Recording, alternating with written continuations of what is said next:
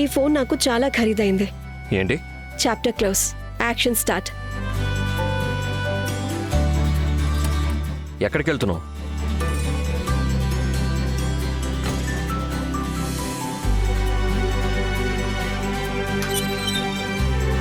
రండి madam. Phone అమ్మాలి. It's brand new, latest model కూడా. ఇంకా తెరవలేదు కూడా.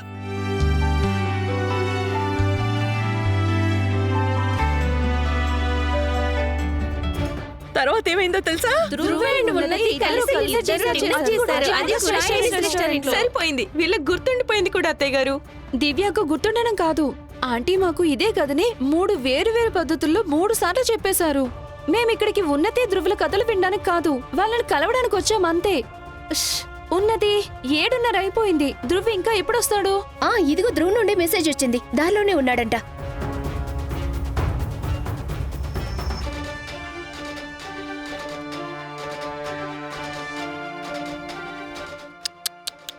ఉన్నతి, నీ పనికి మాలిన మొగుడు ఇంకా రాలేడు కూడా. ఇక నేను రేఖా రాఘవుల రాక కోసం ఎదురుచూస్తున్నాను. వాణ్ణి చూడగానే నీ లోపల కోపంతో అగ్నిగుండం రగిలిపోతుంది చూడు, అది పగిలి బయటికొచ్చేస్తుంది. ఆంటీ, మీరేం ఆలోచిస్తూ స్మైల్ చేస్తున్నారు? నాకు ధ్రువ ఉన్నతిలా ఇంకొక సరదా సంఘటన గుర్తొచ్చింది, చెప్పనా? నో. 95,000 ఎందుకు? ఈ ఫోన్ ₹1,00,000 కదా. మేడం, ₹1,00,000 షోరూంలో దొరుకుతుంది. నేను మీ దగ్గర అదే ధరకుంటే మరి నాకేం మిగులుతుంది? సరే,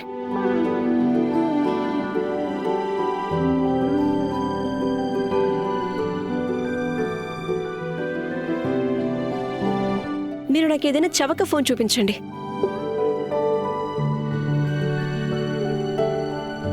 80,000 స్మార్ట్ ఫోన్. చవకది. అలాగే,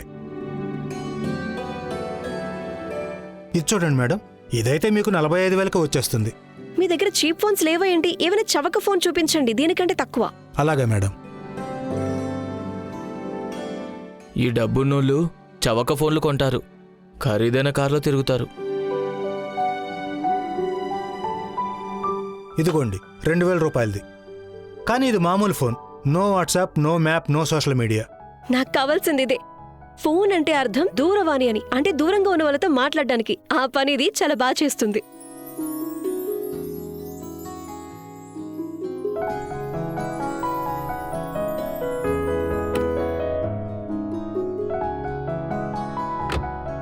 అసలు నువ్వు ఏం చేసావు నీకు అర్థమవుతుందా? ఇవిగోండి 93,000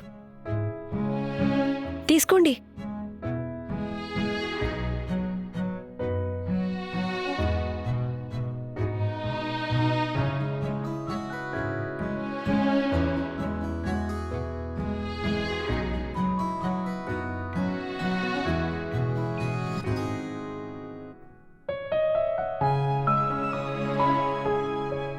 ఇంకా నేను మీకు 84,000 తిరిగి ఇవ్వాలంతే. నేను ఇప్పుడే లెక్క వేశాను. నెత్తి మీద ఇంత అప్పు ఉన్నప్పుడు చేతిలో స్మార్ట్ ఫోన్ ఉండటం అంత తెలివైన పనేమీ కాదు. తెలివి తక్కువతను. నేను నీకు ముందే చెప్పాను కదా, నువ్వు ఎప్పుడు కావాలంటే అప్పుడు కావాల్సిన పద్ధతుల్లో డబ్బులు ఇచ్చేయచ్చు అని. ఇదే కదా మీకు నాకు ఉన్న తేడా. మీకు వాయిదాల భాష తెలుసు, నాకు బంధుత్వాల భాష. నేను మీకు థ్యాంక్ యూ చెప్పినప్పుడు మీరు సారీ చెప్పేసి ఉంటే సరిపోయేది.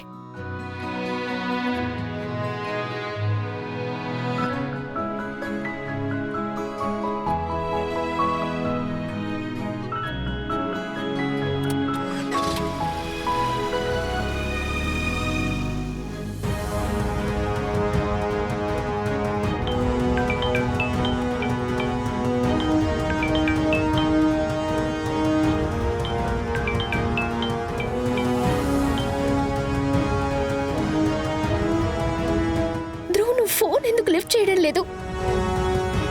ఫోన్ లిఫ్ట్ చేయి ధ్రువ్. ఫోన్ ఎందుకు లిఫ్ట్ చేయట్లేదు? ఉన్నతి, ధ్రువ్ నిన్ను తీసుకెళ్లడానికి రావట్లేదని తెలిస్తే నువ్వు మాకు చెప్పేయొచ్చు కదా యార్. మేం మీ పాత ఫ్రెండ్సే కదా, మేం అర్థం చేసుకుంటాం కదా. అవునా? అర్థం చేసుకుంటే మరి ఫ్రీ స్నాక్స్ ఇంకా స్పెషల్ స్పా ఎలా దక్కేది? మీరందరు ఇక్కడికి వాటి కోసమే వచ్చారు కదా. ఉన్నతి, ఏంటమ్మా అలా మాట్లాడకూడదు. సారీ తల్లి, ఉన్నతి చాలా టెన్షన్ లో ఉంది. ఆయన ఎందుకు టెన్షన్ ఉండదు? ఇలాంటి రోజు మీ భర్త మిమ్మల్ని ఇలా ఎదురు చూసేలాగా చేస్తే ఏ భార్య అయినా టెన్షన్ పడుతుంది కదా.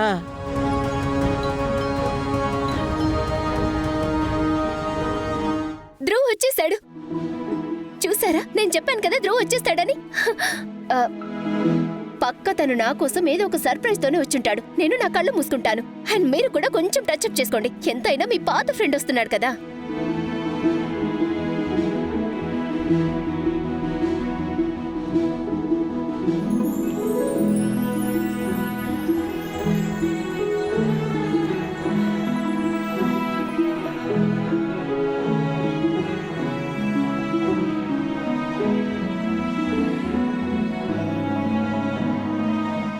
వావ్, ఇంత పెద్ద బొకేనా?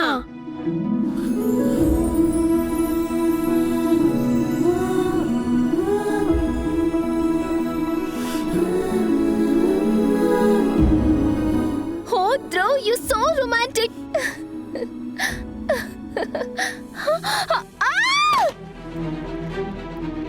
ఎవరు నువ్వు? మ్యామ్ అది బొకే బొకే.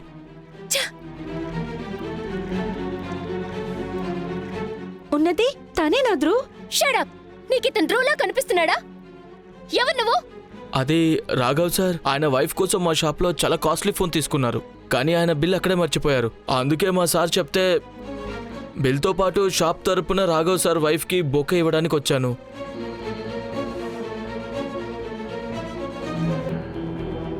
ఇది ఎక్కడ పెట్టాలి మ్యామ్? బాబు, ఇక్కడ పెట్టేయండి.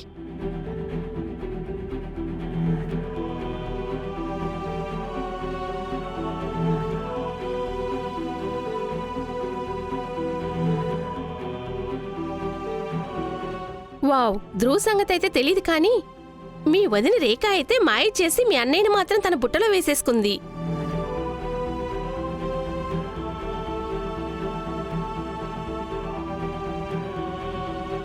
సరే ఉన్నతి, మేమిక వెళ్తాం. ధ్రువ్ ఈ రోజు నేను తీసుకువెళ్ళడానికి వస్తాడనిపించట్లేదు. పదండి.